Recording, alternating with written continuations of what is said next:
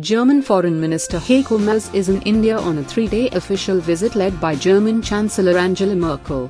Maas, 53, a social democrat in Berlin's ruling Grand Coalition, told Padmarao Sundaji in an email interview that the nullification of Article 370 is a domestic matter, but that India and Pakistan should hold political dialogue, exercise restraint, and refrain from fanning the flames. Edited excerpts. This is your first visit to India since you took office. What are your expectations from it? As democracies, India and Germany share common values. We actively support a rules-based international order. There are over 30 different consultation and dialogue formats between our two countries. That shows how close and friendly our relations are. The aim of this visit is to continue working to intensify our relations and create even greater momentum in our cooperation. Since altering the administrative status of Jammu and Kashmir (J&K) in August, Prime Minister Narendra Modi has come under attack in Germany's mainstream media and civil society. Does Berlin's Foreign Office share those concerns? India stands for diversity and tolerance. We primarily see the constitutional amendments as an internal matter for India. As a close democratic partner to India, it is important to us, and we have expressed this view clearly, that the rights of the local population in Jammu and Kashmir enshrined in the constitution must be respected. You did acknowledge the amendment as India's domestic issue when you were in Pakistan earlier this year. But your ministry's website still quotes unnamed members of civil society who say that an atmosphere of fear is being stoked in India. Please clarify Germany's stand on the issue, once and for all. Naturally, we are very aware of the regional impact. That is precisely why I have also discussed this topic in depth with my Indian and Pakistani counterparts. By the way, these talks took place on the telephone and not during my visit to Pakistan, which was at an earlier stage. It was important to us that neither side did anything to escalate the situation. Both sides should continue to use their diplomatic channels to foster political dialogue. During your Pakistan tour, you said that both India and Pakistan bore responsibility to prevent further escalation. But the epicenter of terror lies in Pakistan, from where terror groups repeatedly infiltrate Jammu and Kashmir and unleash bloodshed in India. How can you hyphenate India and Pakistan, when the onus to prevent any escalation rests solely upon the latter? The conflict between India and Pakistan is certainly not a recent development. We urge India and Pakistan to exercise restraint, including in speech, and to refrain from fanning the flames.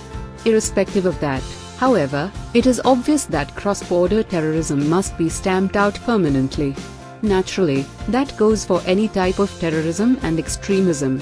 And this is not least in Pakistan's own fundamental interests. Germany is the 7th largest investor in India. What is preventing it from becoming the largest investor here? Around 1,700 German companies are active in India. That is a remarkable number. In recent years, India's rating in the Ease of Doing Business Index has constantly improved. That is a good sign, and it has been noted by the German business sector. However, this development is offset by various non-tariff and administrative barriers that are still in place. Germany is willing to support India in improving the investment conditions. Germany is the EU's most influential power. Yet, the EU-India Free Trade Agreement remains a non-starter.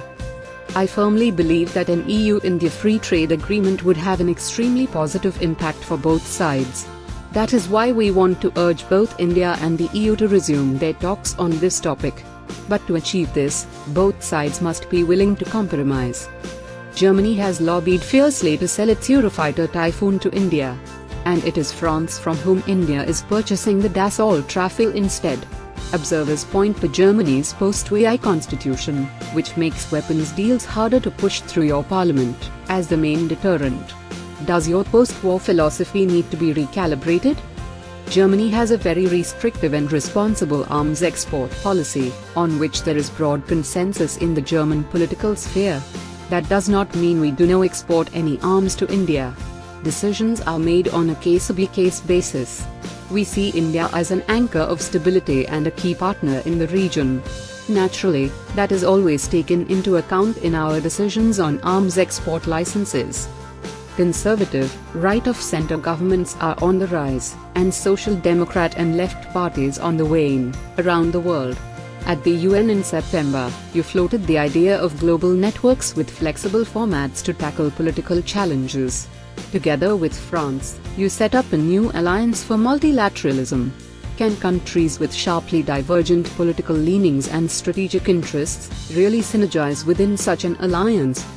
In recent years, the rules-based world order has increasingly come under pressure. We want to counter this development through the Alliance for Multilateralism. We firmly believe that we can achieve more as a team player than by going it alone. That is why I am very grateful to my Indian counterpart Dr. S. Shankar for attending the Alliance for Multilateralism event. I hope that India will continue participating in the alliance. On a more personal note, what did you know about India as a destination before you came here? I see India as one of the most exciting places to visit in the world. And many people in Germany feel the same way because we associate India with a diverse history and culture that date back millennia, as well as with vibrant traditions and an emerging economy. I certainly don't want to miss the opportunity to enjoy Indian cuisine on its home ground.